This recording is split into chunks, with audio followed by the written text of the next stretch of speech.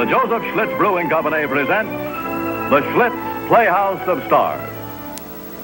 And here to introduce tonight's play is your star and host for the week. Hello there. I'm Robert Stack, your host for the Schlitz Playhouse of Stars. Our story is called Storm Warnings, from which I imagine it's not too difficult to gather it has something to do with the weather. But weather isn't what Storm Warnings is really about. Far, far from it. It's about a girl named Wanda.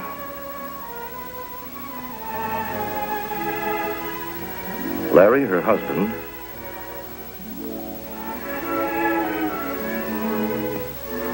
and a letter she wrote to the wrong guy. Me, Vic Flint. It's also about a hairpin and baling wire flying outfit in Alaska with just 2 Air Force surplus crates to its name. It's about that and fear. Floppy Susie to Yellow Dog Tower. Come in, Eddie, if you're awake. Yellow Dog to Sloppy Sue. Read me okay, Vic? Yeah, kid? How's the weather in that miserable bone-chilling dump? Where you are. It ain't good here, Vic, and getting worse, I bet. Feeling I never needed more than 500-foot seating to set this box guy down. there won't be 500 when you get here, wise guy. I'm just up the radar and talking you in. Go on, Junior. If it ever really gets tough, then you can play hero.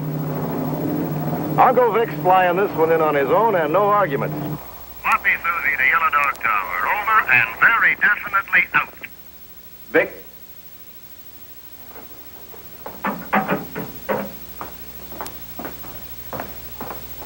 Larry, it's Vic again. He just called in from over Caribou. You seen the weather and what's blowing up? Yeah, be sucked in any minute. Hey, you mean that eagle's gonna fly her in by himself? If you know him that well, why'd you pick him for a partner? Yeah, that's it. Okay, Eddie. He may get some sense through his brass-bound skull someday. Well, I hope so, Skipper. In the meantime, this baby's warming up the radar and start looking for him.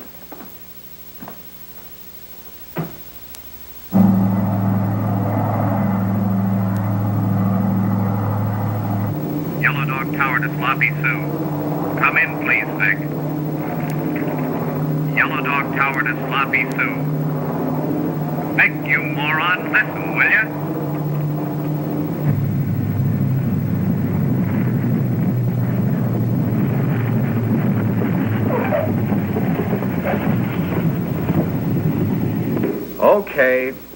Okay, Hot Rock, you win. This time. Did you see that? Yeah, I saw the flathead set her down. Almost pushed my nose through the window. How he does it, I'll never know. When he checks in, tell him his partner wants to see him. Roger, Skipper.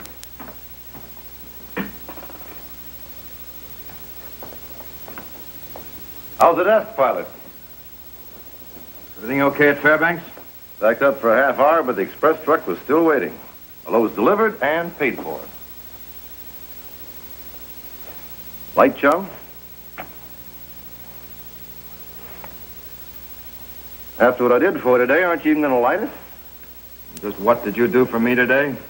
Got that sloppy Susie back for you, all in one piece. Sure. Look, Papa, no hands. Oh, for Pete's sake, Vic, the barnstorming days are over, past. We're in this thing for a living, today. A fine living. It's not going to do either of us any good if you bust your stupid neck. Stupid neck, huh? Suppose you don't care about the stupid airplanes. Well, yes, I guess I do. I can always find another crackpot partner, but where could I find the money for another plane? Let me tell you something, chum. I got a hunch you're kidding on the square. Where's your sense of humor, pal? Don't you know when you're being had? Besides, if I sounded teed off, well, maybe I got a reason. You always got a reason. To you, it always sounds good. This time it might sound good even to you.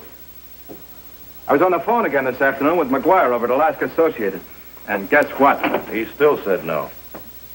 This time he didn't say no. You mean he's weakening? Well, I don't know exactly what I do mean. Or for that matter, what McGuire means. But I got a tip this afternoon that they've got a shipment. 6,000 or 7,000 pounds. It might have to be here from Keski by noon tomorrow. So I got him on the phone. And naturally, without saying anything about this particular shipment, I started talking rates and service again. A brush? This time McGuire didn't brush me. I tell you, Vic, if we can get their business, From here on in, we're flying sunshine all the way. Son, if you put that one over Alkin Freight Lines, and I said lines, Lines plural, it's going to give you a big fat bonus of 4 bits and a hog's head of whale blubber. I'll tell you something, Buster. I'll take it. Oh, baby.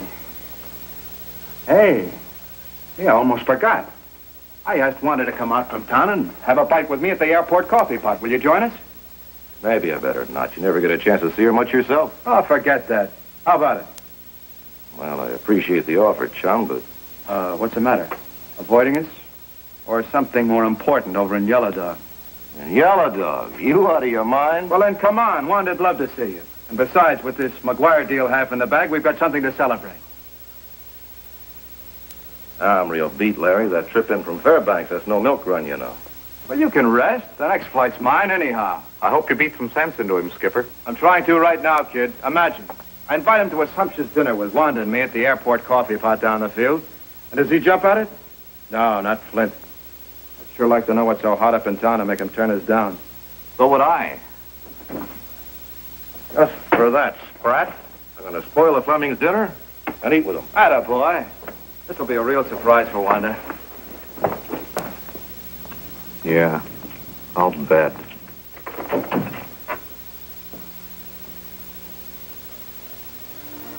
And that's about the entire score on McGuire, darling.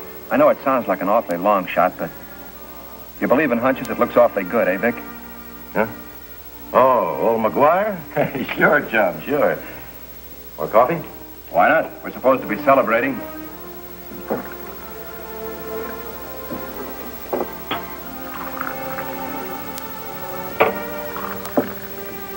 Well, let's say to a toast. A toast. Here, here. To you, sweetheart. Forever and always.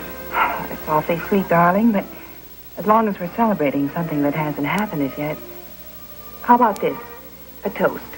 To happiness and to the future.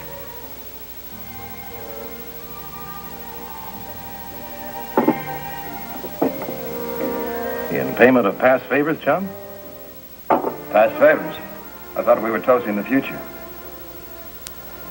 Well, I know one thing for sure in my future. Good night's sleep.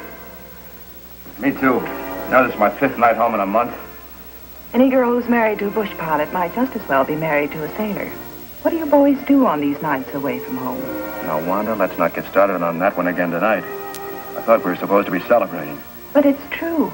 Honestly, Vic, is Larry ever home?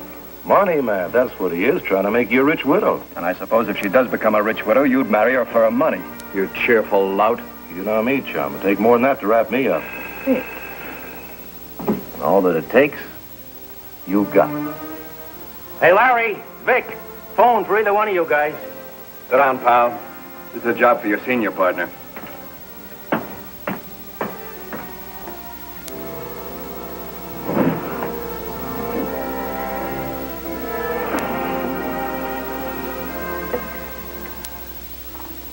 Did you, get my letter?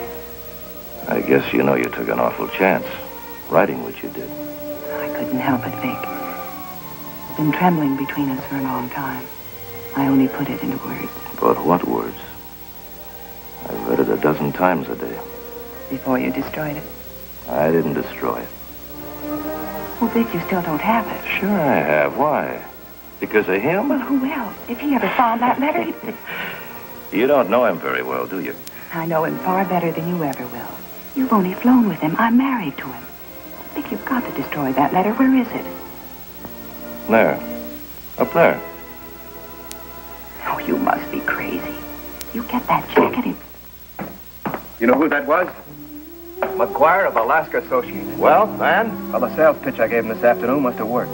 I pick up 6,000 pounds at Keski and deliver to him here first thing in the morning. Yow! We're in. We're really in. Oh, Larry, I am glad for you. For both of you. You're glad?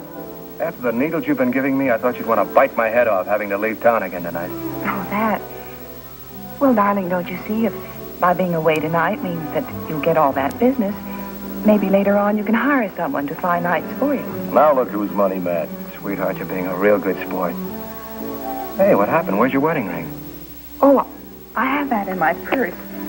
I lost one of the little diamonds in it, and I thought before I lost any more, I better give it to you to have it fixed. Oh. You know, it's bad luck taking off a wedding ring. I'll take it to Kesky and leave it with Ted Richards. Give my best to Ted, will you, chum? Sure thing. Well, I gotta get out to my plane. Eddie?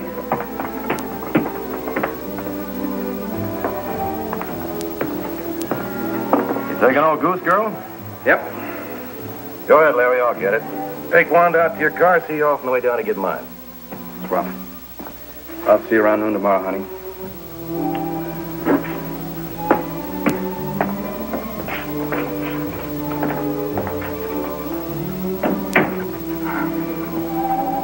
If you were my wife, I wouldn't leave tonight for all the money in Alaska. Not after that letter, I wouldn't. And I want that letter, Vic, right now. I'm not taking any more chances with you. I'm going to burn it right here where I can watch. Anything to please a lady.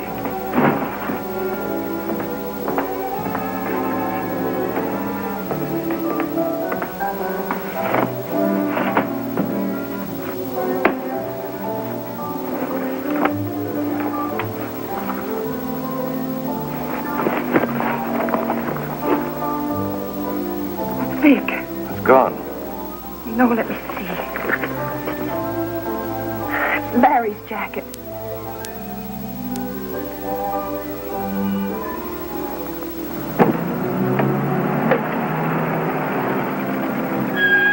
All set, Skipper. All ready to gas her up. Right, Eddie. Just as soon as I put Wanda's wedding ring where I can't forget it. I'll be in the office, Eddie.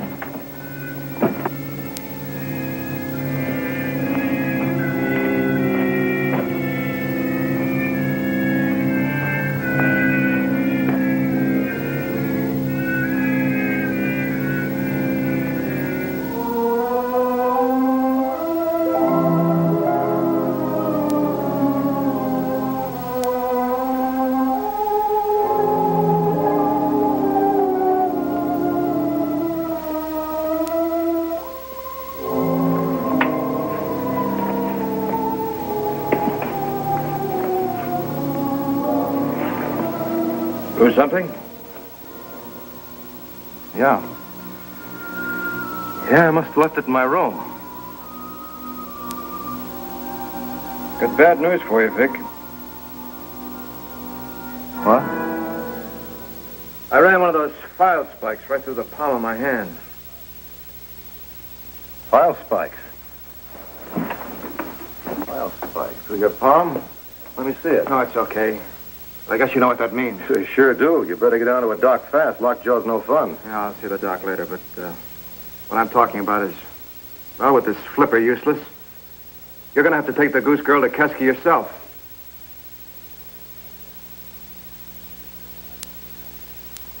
Your accident happened real quick, didn't it? They usually do, don't they? What are you driving at, Vic? Wanda's beef about you never being home, that's got nothing to do with it, huh? You ought to know me better than that. What, are you going or aren't you? You've got to let McGuire know. It's a rush. You got plans for tonight, which, by the way, I have. Okay, let's skip it. Puts us right back where we were before McGuire's call. Well, men, 1DC3 ready to taxi. Sorry to put you all that trouble, kid, but hook a Jeep onto her and drag her back in again. We're not flying tonight. Not flying? How come? I carved up my meat hook, and Vic decided he doesn't want to take my flight. I can't say I blame him. Who said I decided anything? But you just I said... didn't say I decided. I was just yapping, that's all. You mean you're going to take the flight? Yeah. Yeah, I'll take it.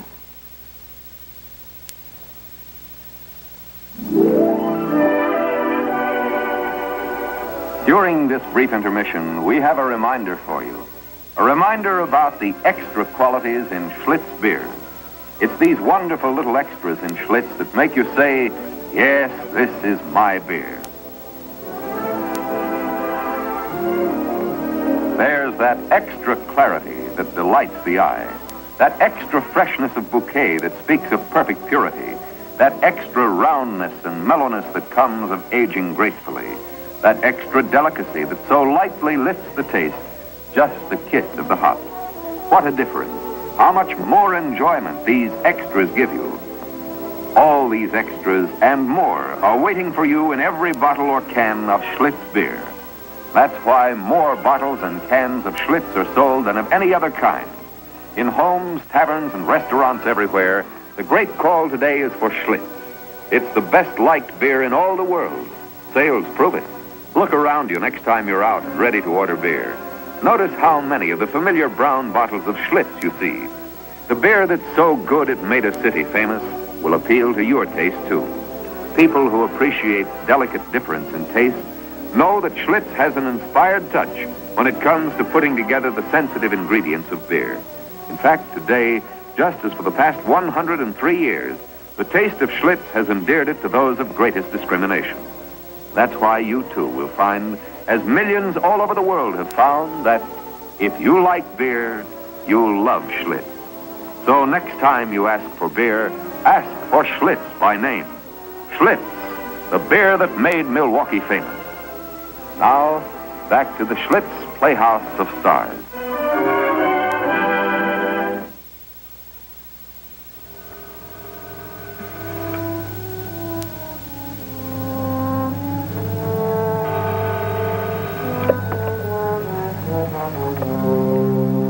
Hello?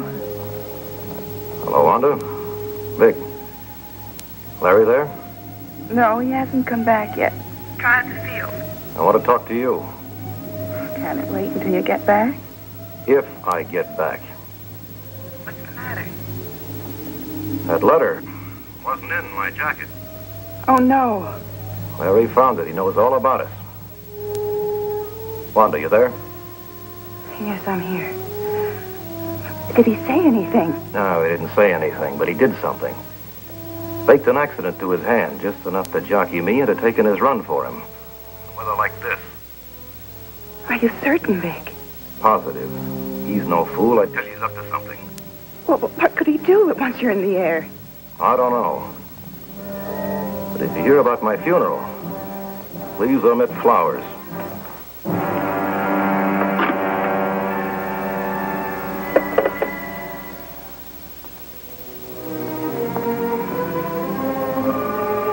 Larry? Oh, Eddie. Where is that guy? Has he cleared from Keski yet? He did, but he never let us know. I got worried and called Keski on the landline. He was airborne at 0145 hours. 3 o'clock. Hour and 15 minutes. Well, weather being what it is, I ought to get him back here in about an hour. Tell you what, kid, is the coffee pot still open? Should be. You look beat. Why don't you run down, get yourself a cup of Java, and bring me back one? I'll take over your Radio Shack meanwhile, just in case. You sure it's all right? Sure. If you hear his engines anywhere near here, run back on the double. Thanks, Skipper.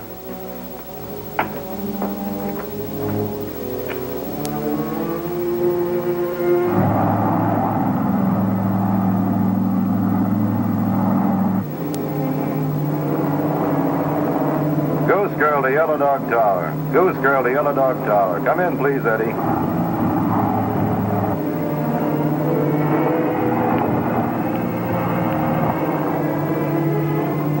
Goose Girl to Tower. Abel, Charlie, Nan, are you reading me?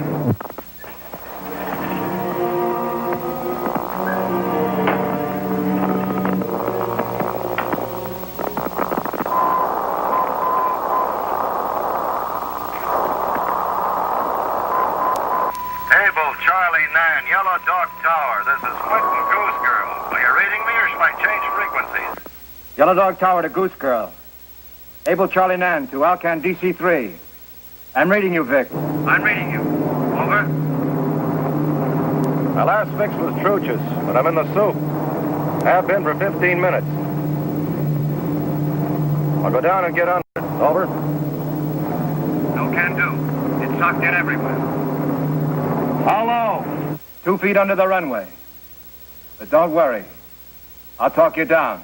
Partner. Partner. I read you right, that's not Eddie Patrick. Come in, please. Your reading is good. This is Larry. Where's the kid? Where's Eddie? Don't worry, everything's all right. I sent him out to get some coffee.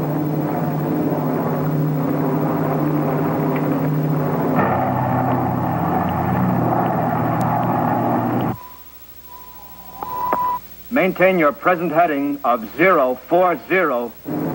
I repeat, 040.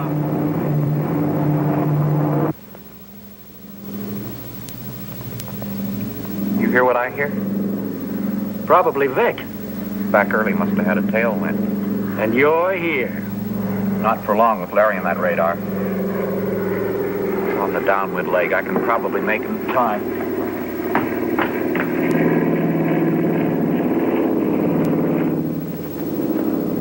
I repeat, new heading for base leg approach. Stand by and acknowledge. Roger. Standing by. Change heading to 130. I repeat, change heading to 130. 130. Where the devil is Eddie? Eddie will be here. Now relax and fly that plane. Descend to 1500. Descend to 1500. Acknowledge. 1500. You are nearing position for turn into final approach. You're completing base leg turn into final approach. Heading 220. Where the devil is Eddie? We're now intercepting glide path. Begin your normal rate of descent. Larry, I said, where's Eddie? You didn't get back in time. Don't worry, partner. I'll bring you down.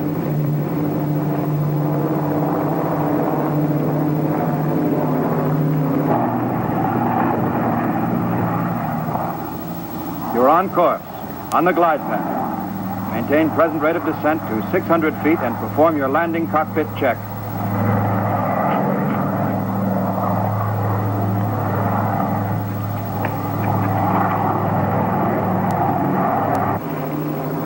You are 50 feet above glide path.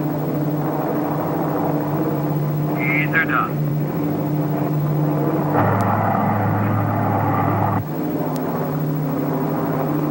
Larry, I'm right on glide path.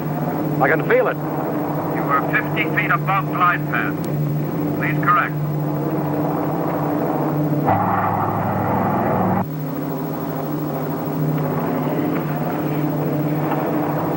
Where is that Eddie? Come on, Eddie, get on that horn to me. Come on, baby, come on. You are 2 miles from touchdown. On glide path, but drifting left. Correct heading 220.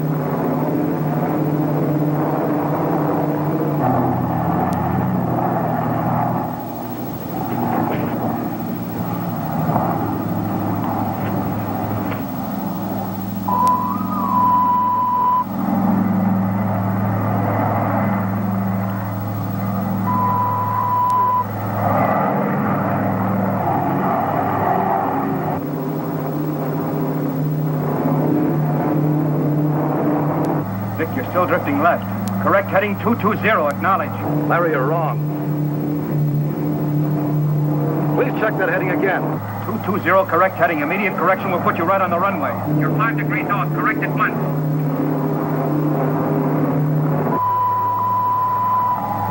That's better. 20 seconds from touchdown.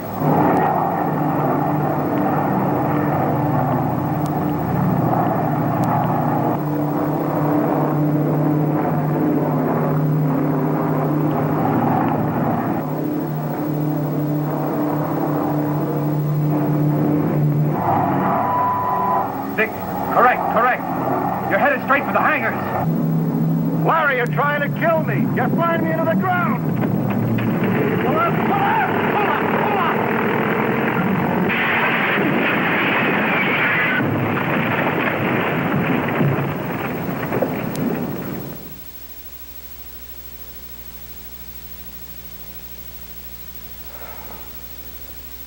I can't understand it. I just can't. It was as though Vic didn't trust me. You tell her, Eddie. 220. I kept giving it to him over and over again. Sure, you gave it to him right, Skipper. We know. Is he going to live? He'll pull through. Well, can we see him? Later. What happened here? Oh, just one of those file spikes on my desk. Ran it clear through my hand. You ever hear of lockjaw, son? Let me look at that. You wouldn't let your arm drop off, eh? Come on, young fellow. We're going to fix that up right away.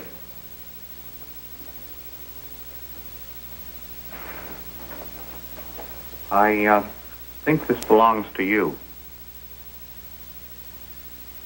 Yesterday I got Vic's jacket by mistake.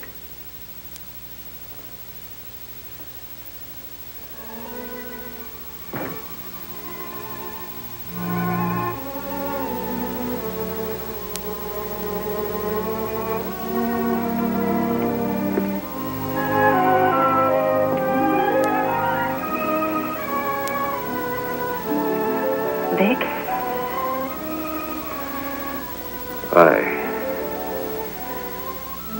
Now we're really fouled up. No, we're not. Larry never saw the letter. It was Eddie who got your jacket by mistake. And Larry doesn't know? No. He almost wrecked a wonderful friendship. And a perfectly beautiful marriage, really. Vic, I've been living in a nightmare. But it's over now. Where's my jacket?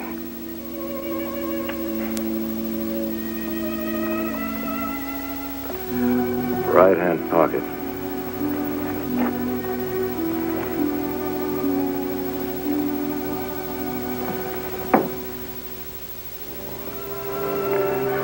Wanda, let Larry do it.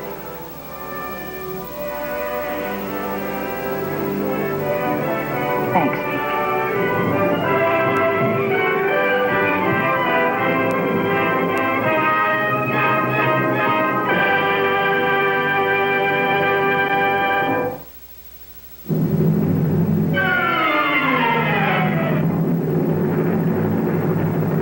If you like beer, you'll love Schlitz.